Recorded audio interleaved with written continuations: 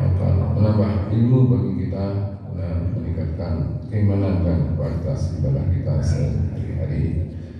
Di akhir acara barangkali ada pertanyaan dari para jamaah, insya Allah akan dijelaskan oleh Pak Ustadz. Kemudian sebagai acara penutup, para jamaah jangan pulang dulu, kita ngopi bersama di teras masjid ya, untuk menghangatkan suasana itu. Saya kira dari kami cukup sekian. Terima kasih. Kita akhiri. Wassalamualaikum warahmatullahi wabarakatuh. Waalaikumsalam. Kami persilakan.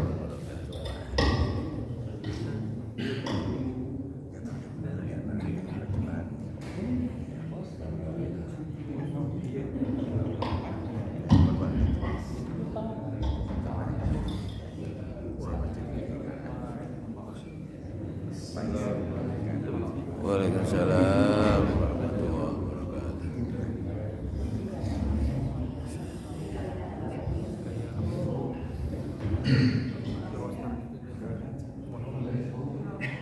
Innal hamdalillah nahmaduhu wa nasta'inuhu wa nastaghfiruh wa na'udzu billahi min shururi anfusina wa sayyiati a'malina. May yahdihillahu fala mudilla lahu wa may yudlil fala hadiya lahu.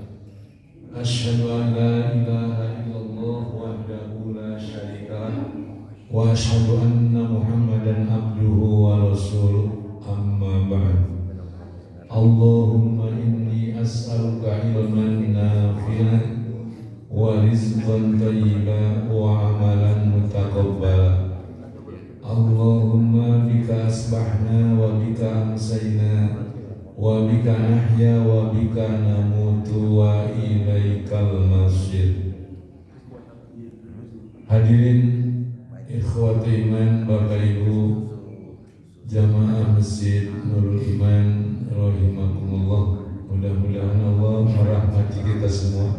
Amin. Alhamdulillah, setelah barusan kita selesai melaksanakan sholat subuh secara berjamaah, dilanjutkan dengan tholab ilmu. Mudah-mudahan semua ketaatan kita ini dicatat dan diterima oleh Allah sebagai amal soleh. Amin. Ya Rabbal Alamin. Hadirin ikhwati iman, untuk materi taklim pagi hari ini kita akan menceritakan, mengkisahkan keteladanan seorang Sayyidut Tabi'in. Sayyidut Tabi'in, tokoh, itu tokoh Sayyid Tabi'in.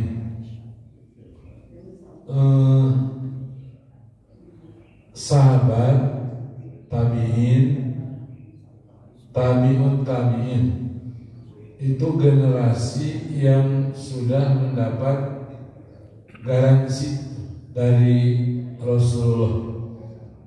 Sebaik-baik generasi adalah yang segenerasi dengan aku. Kemudian generasi sesudahnya, kemudian generasi sesudahnya. Rasulullah 3 kali mengatakan khairukum qarni, sebaik-baik kalian yang sejaman dengan aku. Summal ladina yalunahum, kemudian orang-orang yang sesudahnya. Summal ladina yalunahum, kemudian orang-orang sesudahnya. Sebaik-baik kalian adalah orang-orang yang sejaman dengan aku. Sahabat sejaman sama Nabi, sahabat. Kemudian generasi setelah sahabat tabi'in. Kemudian generasi setelah tabi'in, tabi'in. Tak hanya 3 generasi itu yang dapat tuh garansi umat terbaik, generasi terbaik. Sementara generasi selanjutnya belum ada garansi umat terbaik. Tapi untuk menjadi generasi terbaik, generasi manapun berpeluang. Termasuk kita. Imam Malik mengatakan tidak akan mendapat kebaikan generasi akhir dari umat ini kecuali meneladani kebaikan generasi awal. Lan yasluha akhiru hadhil ummah illa bima saluha bihi awwaluha. Generasi akhir umat ini tidak akan mendapat kebaikan kecuali dengan cara meneladani kebaikan generasi awal. Kenapa generasi awal umat Rasulullah itu mendapat garansi umat terbaik, khairul umat, generasi terbaik, khairul qurun, manusia terbaik, khairun nas. Jadi khairul umat, khairul qurun, khairun nas. Apa yang menyebabkan generasi awal umat Rasulullah itu mendapat jaminan tadi? Karena dalam hidup mereka tidak ada yang mereka cari kecuali keridhaan Allah. Jadi tidak ada yang mereka cari dalam hidup mereka kecuali keridhaan Allah, dan dibuktikan dengan membela agama. Keridhaan Allah ada pada membela agama. Sejauh mana tuh pada diri seorang semangat untuk membela agama, perhatian terhadap agama. Sebab ketika seseorang meninggalkan perhatian terhadap agama, maka sejak itu kehinaan yang ada pada dirinya, walaupun di hadapan sesamanya mungkin karena status sosialnya tinggi, karena hartanya banyak, dihormati, tapi kalau tidak ada perhatian terhadap agama, maka Allah akan menurunkan kehinaan.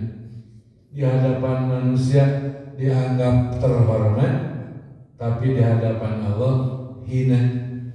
Di hadapan manusia dipandang besar, di hadapan Allah dipandang kecil. Maka itulah yang dilindungkan oleh salah seorang sahabat Rasul ketika diangkat, ketika terpilih jadi gubernur. Jadi ketika terpilih jadi gubernur, sahabat tersebut memberikan pidato pembukaan.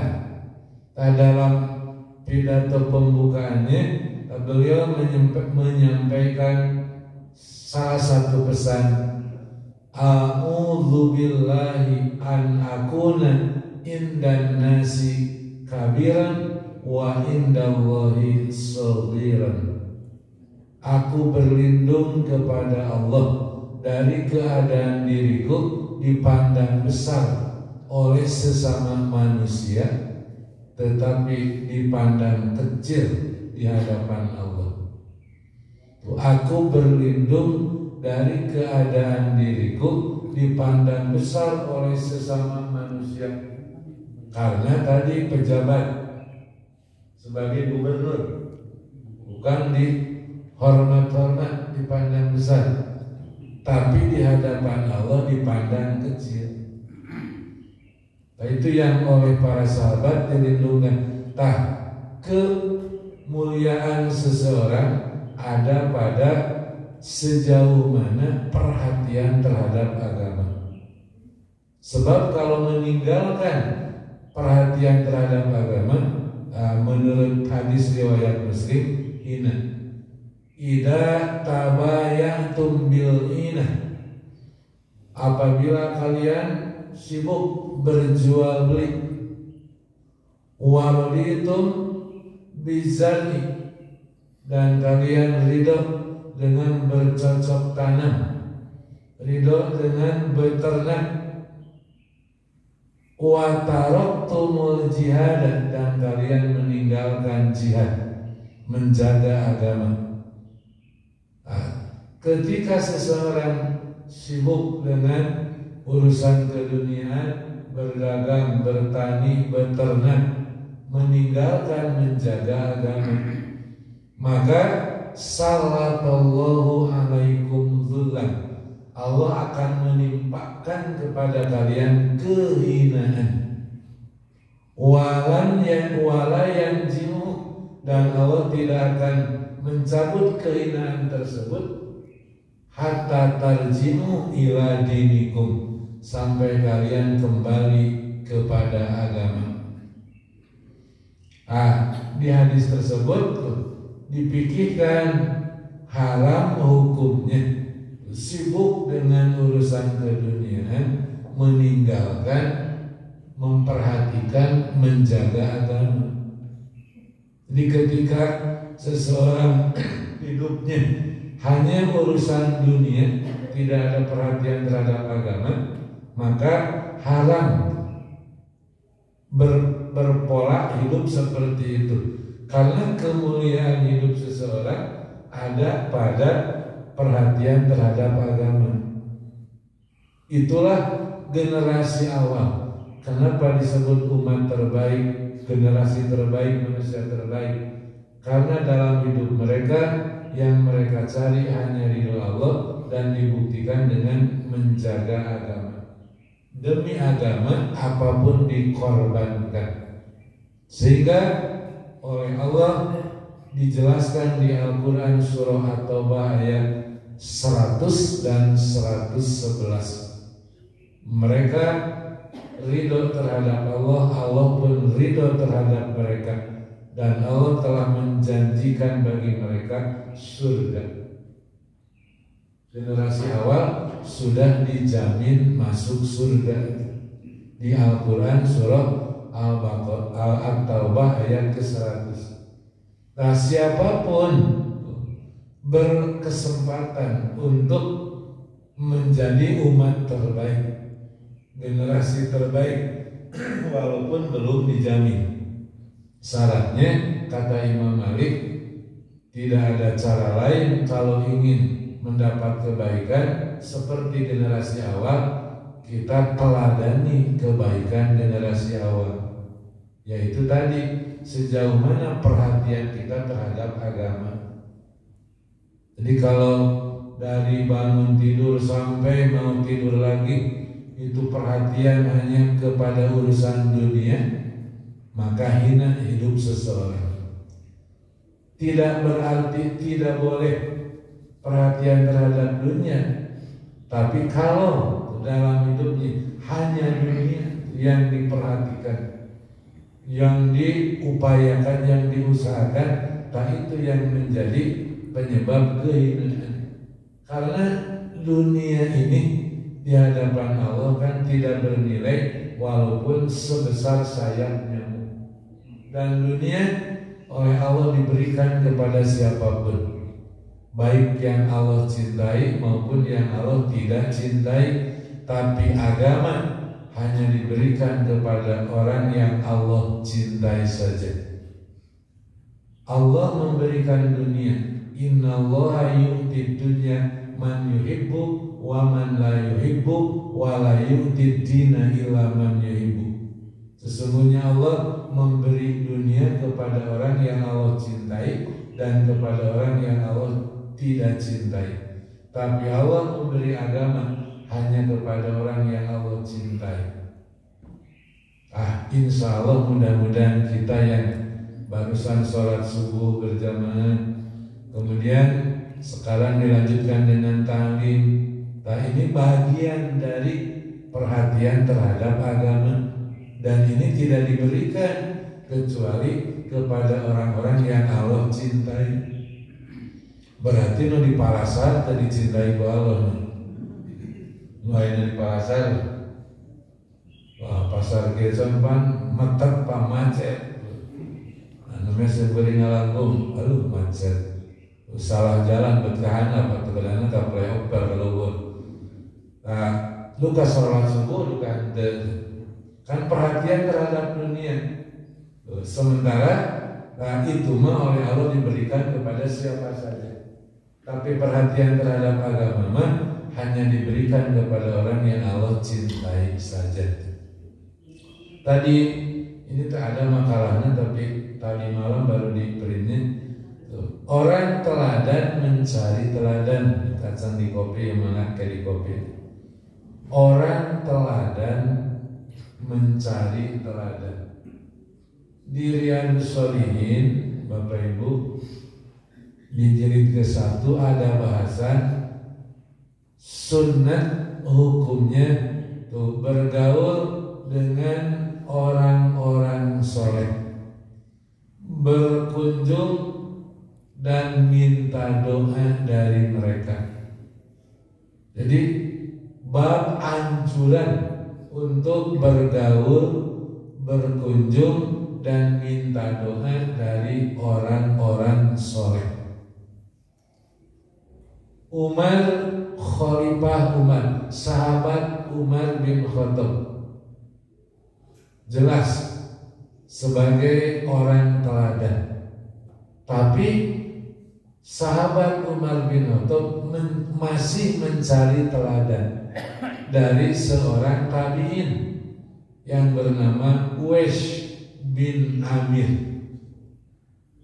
Uwais bin Amir, tapi lebih populer Uwais Al-Qarni.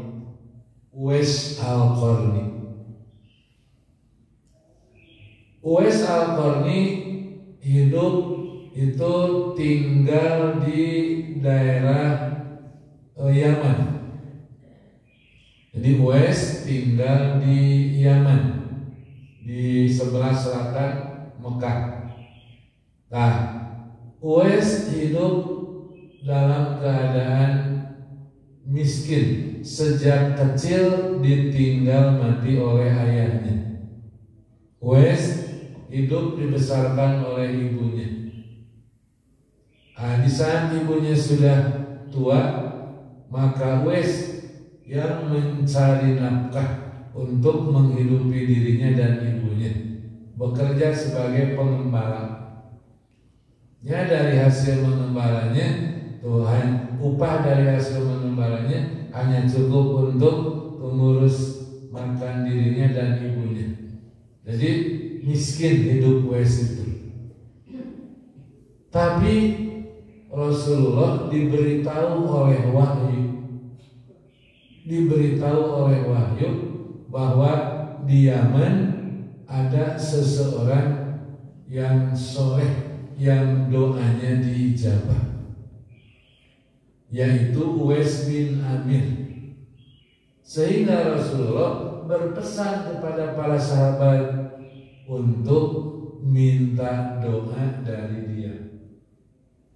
Beliau bersabda, "Yahdi alaikum Uwais bin Amir ma'a amdadin min ahli Yamanin min muradin summa min qarni kana bihi barasun fabaro'a minhu ila ma'biyadil hamid." Rasulullah bercerita kepada para sahabat, nanti bakal datang kepada kalian seseorang dari Yaman bersama rombongan dari suku Murad, dari kampung Qoran. Jika kalian berkesempatan bertemu dengan dia, mintalah kalian doa dari dia. Jika kalian kebetulan berkesempatan bertemu dengan dia, mintalah kalian supaya dia mendoakan kalian, memintakan ampunan kepada kalian. Dia punya penyakit belang, kemudian sembuh didoakan oleh ibunya. dia sangat bakti kepada ibunya sehingga doa dia diijabah. Kalau berdoa kepada Allah, apapun akan diberi oleh Allah. Itu pesan dari Rasulullah. Pesan itu dipegang oleh sahabat Umar bin Khattab. Jadi dipegang pesan Rasul itu, bakal datang kepada kalian seseorang yang bernama Uwais bin Amir. Tadi dipegang oleh Rasul. Jika kalian kebetulan bertemu dia, mohon supaya dia mendoakan kalian, memintakan ampunan kepada kalian. Maka Khalifah Umar yang memegang pesan Rasul tadi, tiap ada rombongan haji dari Yaman oleh Khalifah Umar dicegat. Kafilah rombongan haji dari Yaman oleh Khalifah Umar dicegat. Apakah di antara kalian ada seseorang yang bernama Uwais? Afikum Uwais bin Amir. Uwais bin Amir ini sebetulnya sejaman dengan Nabi, tapi jauh di Yaman. Kan sahabat itu definisinya yang disebut sahabat orang yang sejaman dengan Nabi, bertemu dengan Nabi dan beriman kepada Nabi dan mati dalam keadaan Islam. Kan kita mendengar istilah sahabat atau sahabat, tabiin, tabiut tabiin. Apa definisi sahabat? Tuh, orang yang sejaman dengan Nabi, bertemu dengan Nabi, beriman kepada Nabi dan mati dalam keadaan Islam. Ini harus komplit empat-empatnya. Sejaman, bertemu, masuk Islam, dan mati dalam keadaan Islam. Jadi beriman, mati dalam keadaan Islam. Salah satunya tidak ada, tidak termasuk sahabat. Sejaman tapi tidak bertemu, bukan sahabat. Beriman, mati dalam keadaan Islam. Walaupun sejaman, beriman, mati dalam keadaan Islam, tapi karena tidak bertemu, tidak dikategorikan sahabat. Jadi harus empat-empatnya. Sejaman, bertemu, tidak beriman, bukan sahabat. Kan Abu Jahal sajaman, tuh bertemu tapi tidak beriman, bukan sahabat. Ya, Abu Jahal kan sajaman, jeung Nabi bertemu tapi tidak beriman, bukan sahabat. Sejaman, beriman, masuk Islam, mati dalam keadaan Islam tapi tidak bertemu, bukan sahabat. Contohnya Uwais sejaman tapi tidak bertemu, beriman kepada Nabi, membenarkan kenabian Nabi Muhammad, mati dalam keadaan Islam tapi karena tidak bertemu, Uwais termasuk tabi'in. Jadi ceritanya karena tinggal di Yaman, miskin, kerjaannya hanya mengembalakan kambing milik orang lain. Jadi upah dari hasil mengembalakan kambing tidak cukup untuk ongkos haji, baru-baru ongkos haji. Jadi bukan ongkos haji, ongkos naik haji, ongkos perjalanan. Dah haji nama gratisnya, lumayan mah ongkosnya. Makanya di kita ONH, OHN, ongkos haji naik. Jadi sanes ongkos naik haji, ongkos haji naik, padahal naik. Pada haji nama temayar itu, waktu mayarnya. Nah lumayan dari di Tamalaya, lumayan mah ongkosnya. Dari Indonesia ke Arab, kamu kapan? Jauh, 8.500 kilo, kata Bang Google dari Indonesia. Jadi mana? Supaya itu ongkos ongkosan jalan kaki lebih mahal jalan kaki kan jauh. Uwais mendengar tetangga-tetangganya yang berangkat haji bercerita sudah diutus Nabi akhir zaman namanya Muhammad bin Abdullah. Jadi mendengar dari tetangga-tetangganya kan mampu haji Uwais. Tapi walaupun mendengar Uwais beriman. Tuh jadi sejaman tidak bertemu beriman. Tidak termasuk sahabat. Mendengar dari tetangga-tetangganya yang pulang itu dari Mekah bercerita tentang Nabi akhir zaman, Uwais membenarkan, Uwais mengimani.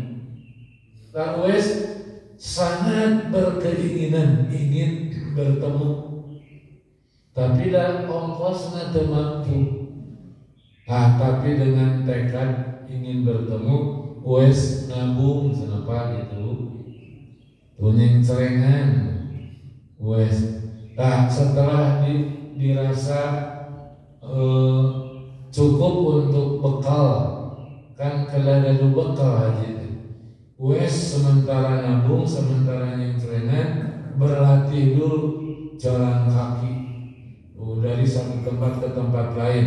Kalau orang lain berkendaraan, dan Uwais baru punya kendaraan. Jadi latihan jalan kaki. Mau jalan kaki ke Mekah.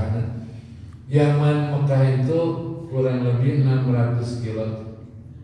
Yaman Mekah deh. Mau jalan kaki 500 kilo. Di Bandung ke mana, Pak? 500 kilo. Mangga. Jakarta. Siap jalan kaki 500 kilo. Uwais sudah bertekad. Minta izin ke ibunya, ingin bertemu dengan Nabi. Oleh ibunya diizinkan, tapi dipesani jangan lama-lama, kalau sudah bertemu segera pulang, karena ibu tidak ada yang ngurus. Sehari-harinya kan diurus oleh Uwais. Uwais nitipkan dulu ibunya ke tetangganya. Kan Uwais sebatang kara, tidak punya teman, jadi hanya dirinya dengan ibunya. Maka ibunya dititipkan dulu ke tetangganya karena ingin bertemu dengan Nabi. Berangkat dari Yaman ke Mekah jalan kaki. Pas sampai di Mekah, Nabi sedang tidak ada. Kurang lebih 2 hari yang ada istri Nabi Aisyah sana yang ada. Ini tuh berarti di periode akhir menjelang Rasul hijrah ke Madinah. Kalau masih periode Mekah, kan nikah dengan Aisyah tuh menjelang hijrah ke Madinah. Atau memang sudah periode Madinah kisah Uwais ini. Ingin bertemu Nabi berarti bukan ke Mekah, ke Madinah. Yaman Madinah lebih jauh, 1.100 kilo. Kalau dari Yaman ke Madinah lebih jauh. Kalau ke Mekah 600, Mekah Madinah 500. Jadi 600 tambah 500. Aisyah mengaku kepada diaku oleh Aisyah, sudah tinggal dulu di sini sehari atau 2 hari, nanti Rasul pulang. Tapi Uwais ingat ke ibunya, sudah lama ditinggalkan, dititipkan ke tetangganya. Uwais tidak sabar, kalau harus nunggu 2 hari. Akhirnya pamit pulang lagi, sampaikan saja salam kepada Rasul. Maka sepulang Uwais, tidak lama berikutnya Rasul datang. Aisyah bercerita, ada tamu. Rasul sudah tahu, oh dia Uwais bin Amir. Jadi tidak sempat bertemu, sudah bersusah payah yang serengan nabung bertemu Nabi. Allah menakdirkan tidak bertemu. Maka Uwais karena tidak bertemu, walaupun sejaman beriman, disebut tabi'in. Bahkan sayyidut tabi'in. tokoh tabi'in, senior tabi'in, Uwais ini. Khalifah Umar memegang pesan Nabi tadi, bakal datang kepada kalian seseorang yang bernama Uwais bin Amir bersama rombongan dari Yaman, dari Murad nama kabilah, dari Qaran nama kampung. Karena itu kesininya lebih terkenal Uwais al-Qarni, bukan Uwais bin Amir. Jadi nama kampung yang terkenal, kan nama satu daerah baik dan buruknya itu terkenal oleh perilaku orang. Jadi terangkat nama baik suatu kampung dengan kebaikan orang-orang atau salah seorang. Bukhara nama sebuah kampung, jadi terkenal Imam Bukhari, padahal namanya bukan Bukhari, dinisbatkan kepada kampung Bukhara. Jadi nama daerah, nama kampung, kebaikannya atau keburukannya itu terangkat atau kejelekannya juga terbawa oleh perilaku orang. Jika di Bandung aya nami tempat saritem, anu terbayang naon apa? Bu, kalau disebut saritem, kalau ada ibu punya anak gadis, ayah jajak ke orang saritem mereka lamar, kumaha tahu? Kayak orang saritem sana. Padahal tidak semua orang saritem jelek, tapi sudah image-nya jelek. Bahkan kejelekan nama saritem sampai ke Mekah, sampai ke Madinah. Saya ngobrol dengan TKI, kata TKI, Ustaz, kalau di Bandung ayah saritem, di dia ayah saritem, di Madinah ayah saritem, di Mekah ayah saritem. Jadi terkenal saritem kalau Mekah dan Madinah, tapi lu terkenal jeleknya, terkenal jeleknya. Uwais al-Qarni lebih populernya. Umar karena berpegang kepada pesan Rasul tadi, maka tiap ada jamaah haji dari Yaman dicegat, ditaros. Adakah di antara kalian yang bernama Uwais? Satu musim haji, akhirnya Umar dipertemukan dengan Uwais. Jadi, adakah di antara kalian yang bernama Uwais? Apikum Uwaisu bin Amir. Adakah di antara kalian yang bernama Uwais bin Amir? Di kalau ayat nama maktab gitu dicari, ya, di papai ayat Uwais itu orang Yaman terat. Ayat naon Khalifah Umar naroskeun Uwais, da Uwais mah orang miskin, terkenal. Tuh sampai heran tuh orang-orang teh. Begitu satu musim haji, Umar tadi bertemu dengan Uwais, bertatap muka dengan Uwais. Ada yang ngacung saya Uwais. Umar bertanya, ngakurkeun, apakah kamu dari Yaman? Iya. Dari suku Murad? Iya. Dari kampung Qaran? Iya. Apakah kamu masih punya ibu? Ibu kamu sudah lanjut usia, sudah tua? Iya. Dulu kamu punya penyakit belang? Iya. Kemudian sembuh didoakan oleh ibumu kecuali sebesar dirham? Iya. Akur, kata Khalifah Umar. Oh, jadi ini isi namanya sama Uwais, padahal bukan yang dimaksud oleh Nabi. Setelah Umar yakin Uwais ini yang oleh Nabi dinubuatkan. Kejadian itu setelah Nabi meninggal. Jadi terus ayat Nabi mah di saat Umar sudah jadi khalifah. Maka begitu sudah yakin Uwais yang itu, kemudian Umar menyampaikan pesan Nabi bahwa saya dipesani oleh Nabi supaya engkau berkenan memintakan ampunan kepada Allah untuk saya. Awalnya Uwais menolak. Tuhan kan sahabat terkemuka, orang mulia.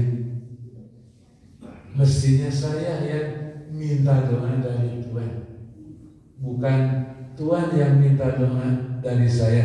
Tidakkah terbalik? Dibalik. Tuhan orang terhormat, orang mulia. Coba level sahabat.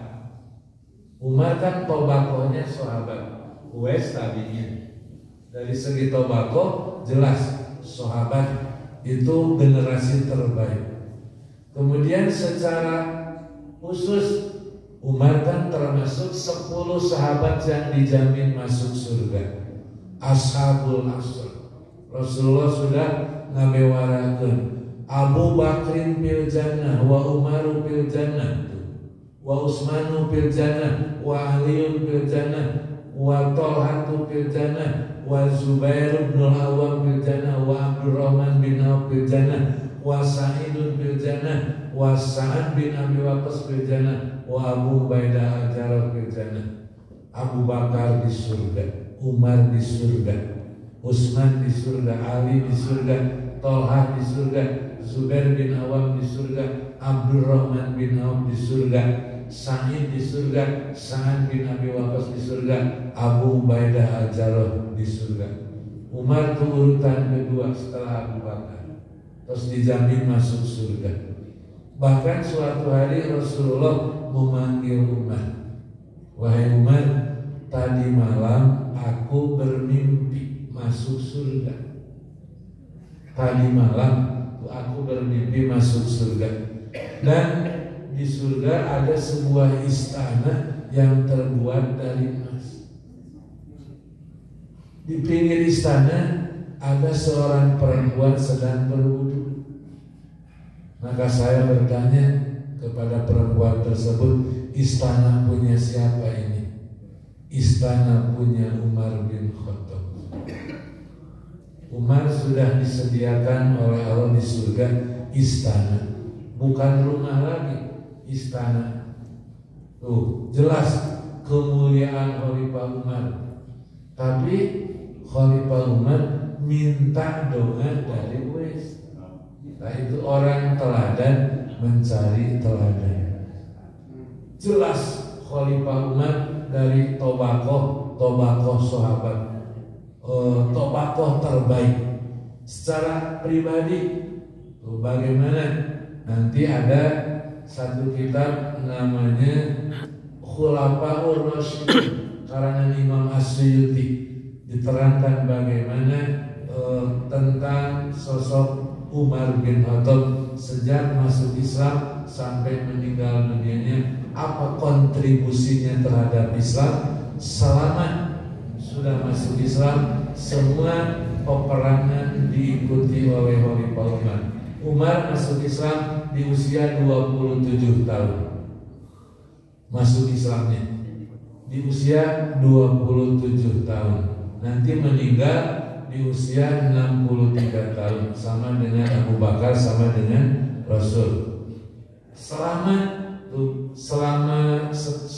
masuk Islam, semua peperangan diikuti oleh Umar, dari perang Badar yang pertama sampai perang Tabuk.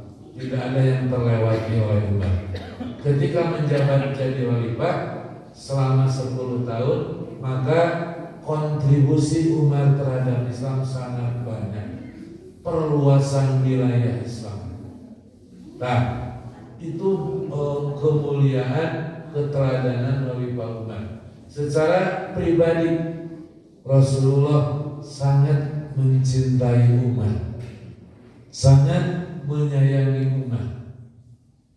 Nah, tapi Umar, pesan Rasul dipegang, minta doa dari Uwais. Tadi di Riyadhus Shalihin ada judul bab anjuran bergaul, berteman, berkunjung dan minta doa dari orang-orang yang soleh. Nah, Khalifah Umar tidak merasa dirinya sebagai orang hebat, orang teladan, tapi Khalifah Umar masih mencari teladan dari Uwais yang oleh Nabi dikatakan dia orang yang kalau berdoa pasti diijabah doanya. Tak kelebihan Uwais itu doanya diijabah. Karena apa? Karena sangat bakti kepada ibunya. Penyebab Uwais doanya diijabah karena bakti terhadap ibunya. Maka kalau Uwais berdoa pasti diijabah. Kalau bertemu dengan Uwais minta doa dari Uwais. Nah, Umar bercerita kepada Uwais tentang pesan Rasul. Setelah itu baru Uwais memohon ampunkan kepada Allah untuk Umar. Setelah didoakan oleh Uwais, Umar bertanya, nanti sepulang haji mau kemana? Mau ke Kupah. Uwais tidak mau pulang ke Yaman, dan ibunya sudah meninggal. Sekarang tinggal seorang diri, mau ke Kupah. Kupah di sebelah utara di daerah Syam. Jadi mau pulang ke Yaman, mau ke Kupah, mau mengembara. Bolehkah saya tuliskan surat kepada wali kota Kupah untuk mengangkatmu jadi pejabat? Jadi oleh Umar ditawarkan, bolehkah saya tuliskan ke wali kota Kupah? Kalau gubernur ke gubernur Kupah supaya dia mengangkat menjadi pejabat. Nah, entah nyawagu benu aya geser ganti tak Uwais atau sekda ganti. Tinggal kirim surat tuh. Kan aya surat sakti dari wali Pak. Uwais menjawab, aku nufi gubaro innas ahabu ilayya. Menjadi rakyat biasa lebih saya cintai. Menjadi rakyat biasa lebih saya cintai. Alim menjadi pejabat Uwais. Bolehkah aku tuliskan surat ke wali kota Kupah atau ke gubernur Kupah supaya dia mengangkat menjadi pejabat? Menjadi rakyat biasa lebih aku cintai. Kalau Pak Umar tidak memaksa. Nah, sudah kalau tidak mau. Nah, tahun depan, tahun berikutnya dari Kupah ada yang berhaji, pejabat-pejabat Kupah. Nah, oleh Pak Umar yang dicegat nama orang Kupah, pejabat Kupah. Adakah di Kupah seseorang yang bernama Uwais? Nah, pejabat Kupah menjawab, ada seorang pejabat Kupah menjawab, ada. Kumaha kabarna Uwais? Dia orang miskin tinggal di gubuk. Itu cek pejabat Kupah. Umar marah. Saya dipesani oleh Nabi minta doa dari dia karena dia doanya diijabah. Atau sepulang haji orang-orang Kupah berdatangan ke gubuk Uwais minta doa dari Uwais. Nah, Uwais menolak. Tuan-tuan kan baru pulang ibadah haji. Mestinya saya yang minta doa dari Tuan. Orang yang baru safar doanya diijabah. Baru pulang safar doanya diijabah. Tidak. Saya minta doa. Apakah tuan-tuan bertemu dengan wali Pak Umar? Iya. Oh, senang tu comel kau wali Pak Umar. Bertemu dengan wali Pak Umar? Iya. Oh, palingan untuk bertemu wali Pak Umar mah. Eta di wartosan wali Pak Umar saya dipesani oleh Nabi minta doa dari dia. Atau orang Kupah berduyun-duyun kalau mau minta doa. Kamari mah are-are. Uwais ada Uwais mah miskin di gubuk tinggal sekarang pada muncul. Atau jadi terkenal ke Uwais. Uwais mah tidak mau terkenal. Ingin jadi rakyat biasa. Tidak mau jadi pejabat, tidak mau jadi orang terkenal. Kaganggu ibadah terkenal. Makanya Uwais mah pindah dari Kupah. Pan biasanya terkenal teh inginnya, wesna tidak mau. Ketika terkenal teh kaganggu ibadah, banyak mendatang kan banyak tamu, maka wes pindah lagi dari lupa. Lupa kemana teh wes pindah. Pindah lagi. Kita kanda panik. Pokoknya tidak mau dikunjungi banyak orang, tidak mau terkenal. Tadi makalah dipikirkan, ditutup pesan Rasulullah SAW tuh di atas bukan hanya ditujukan kepada sahabat Umar bin Khattab saja, tetapi termasuk juga kepada kita, bahwa kita dianjurkan untuk bergaul, berteman, dan berkunjung dan minta doa dari orang-orang soleh. Jadi anjuran untuk bergaul, berteman, berkunjung, dan minta doa dari orang-orang soleh. Nah, ini yang jadi pikirnya, dan ini dipikirkan dari kitab Riyadhus Shalihin. Di kitab Riyadhus Shalihin ada judul bab anjuran bergaul, berteman, berkunjung, dan minta doa dari orang-orang yang soleh, yang kita ketahui kesolehannya. Itu seperti tadi Umar tidak tahu kesolehan Uwais, tapi diberitahu oleh Nabi. Oh jelas diberitahu oleh Nabi pasti benarnya. Nah, kalau kita ada yang memberitahu kesimpulan soleh, jangan dulu percaya, kita mah harus diselidiki dulu, bener tuh soleh, bisi ngaran apa soleh tuh. Ayah pas soleh itu pas soleh, lain orang soleh. Kalau benar-benar soleh, sunat kita untuk berkunjung dan minta doa. Kayak tawe bagu, ayat nama dongeng Umar sareng Uwais. Orang teladan mencari teladan.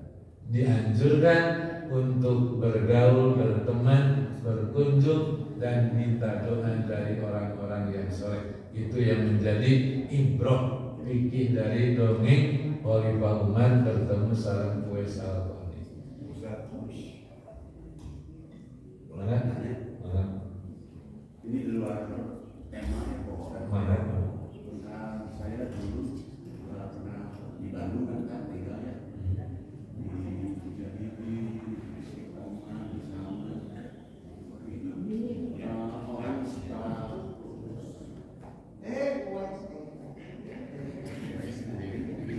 Wes ya, pindah-pindah.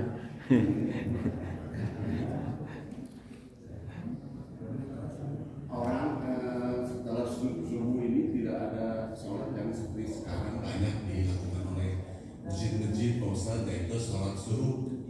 Saya juga melihat sholat suruh itu ditulis di ini ya, di apa nih, di media ini. Saya tidak paham bagaimana ini hukumnya sebenarnya. Ya ini juga ada hubungannya lah dengan apa yang dikatakan oleh Ustaz tadi, bahwa yang memperhatikan agama itu seperti apa. Dan ini jangan seperti ini dipertentangkan sehingga menjadi persoalan yang berlarut-larut. Terima kasih Ustaz. Bagaimana hukumnya, kemudian apa yang harus kita lakukan dengan fenomena ini? Sholat suruh atau sholat isra ini populer hadisnya, karena itu dapat pahalanya besar. Siapa yang sholat subuh berjamaah di masjid, kemudian duduk berdoa berzikir kepada Allah, tidak beranjak dari masjid sampai matahari terbit, kemudian sholat 2 rakaat, pahalanya sebanding dengan haji. Kita kedah ke haji, terus sholat isra, sholat suruh 2 rakaat. Kalau yang kami yakini hadis ini dhaif. Ini sholat isra atau sholat suruh hadisnya dhaif. Kalau yang kami yakini, yang kami pegang, sebanding dengan haji. Jadi subuh ke masjid berjamaah, duduk di masjid, tidak beranjak, berzikir, berdoa. Tuh, seperti sekarang kita dari subuh tadi kan tidak beranjak berzikir pengajian, tidak zikir sendiri. Nah, sampai terbit matahari sekarang, kemudian sholat 2 rakaat sebanding dengan haji. Kalau itu sahih, kalau yang kami yakini tidak sahih. Kalau kami meyakini sahih, nanti sebelum saya keluar, pasti saya akan sholat isyraq dulu waktu udah lebar sebanding dengan haji. Dan ini juga di beberapa jamaah masjid yang saya suka ngisi, bukan di Nurul Iman saja, di beberapa tempat sama suka adanya Ustaz, antara sholat isyraq. Kalau yang saya yakini sholat isyraq doib, makanya saya tidak mengamalkan. Kalau yang saya yakini, kalau Bapak meyakini sahih, maka, tapi kalau yang kami yakini doib, sholat isyraq atau sholat suruh. Kalau mau sholat duha saja, sholat duha di awal waktu 2 rakaat. Keutamaannya itu sahih riwayat Muslim bahwa tiap pagi sendi yang ada pada diri seseorang yang berjumlah 360 sendi itu wajib disedekahkan. Sampai sahabat ruas sendi yang berjumlah 360 wajib disedekahkan. Wah, cenah Rasul berat. Kalau sasendi disedekahkan 1000 360 sendi 360 ribu. 360 harus sedekah 360 sehari. Boro-boro cenah Rasul. Maukah aku tunjukkan pengganti dari itu? Sholat 2 rakaat duha sebanding dengan mensedekahkan sendi yang berjumlah 360. Hadisnya sahih riwayat Muslim.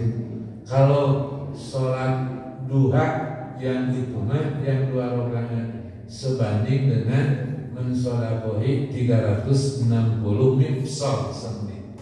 Nah itu enggak. Jadi niatnya sholat duha.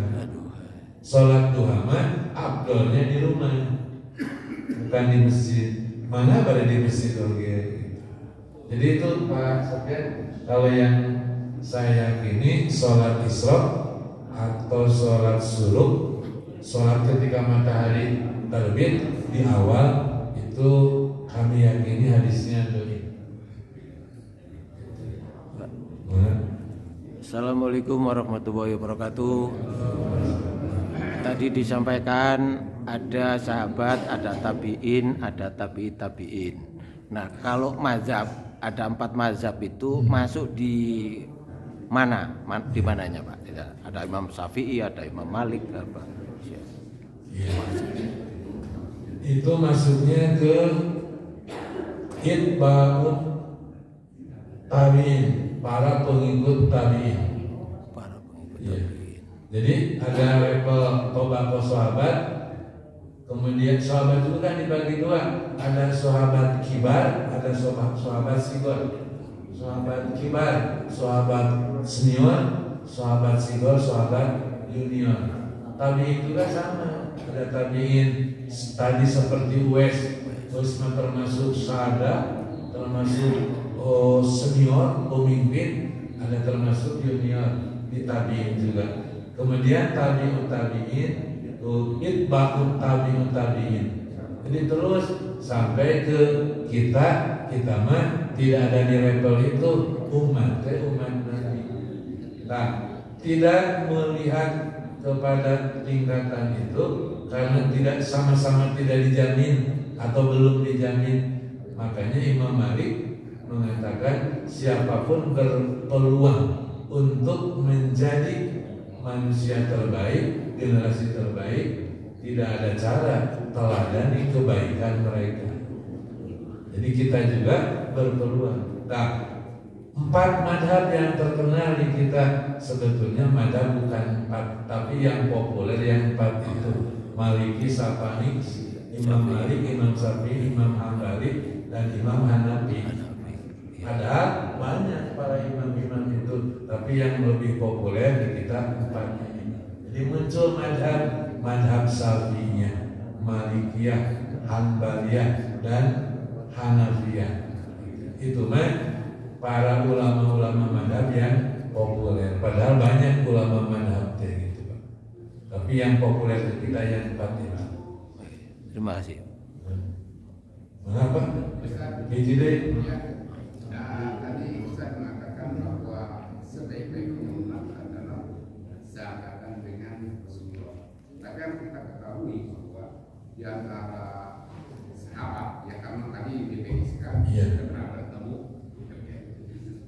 bertemu, terus beriman, meninggal dalam Islam. Padahal ada salah satu tokoh yang bertemu dengan Rasulullah juga beriman, tapi dia tidak dikategorikan itu, maka dia menjadi tokoh munafik. Apakah dia tersentuh oleh definisi sahabat tersebut? Nah, kalau tadi 4 harus ada. Syaratnya 4. Bertemu sejaman, bertemu beriman, mati dalam keadaan Islam. Sementara Abdullah bin Ubay matinya tidak dalam keadaan iman. Makanya munafik. Abdullah bin Ubay dan sebetulnya masuk Islam, bukan benar-benar masuk Islam, tapi nitip ke nyawa supaya tidak diperangi. Makanya tidak kategori sahabat Abdullah bin Ubay. Makanya tidak disebut sahabat Abdullah bin Ubay. Padahal Islam, ya kan masuk Islam, tapi dia tidak beriman. Abdullah bin Ubay itu Muslim tapi tidak mukmin.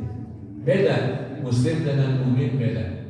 Muslim itu tahapan awal, tahapan kedua mukmin, nanti tahapan ketiga muhsin.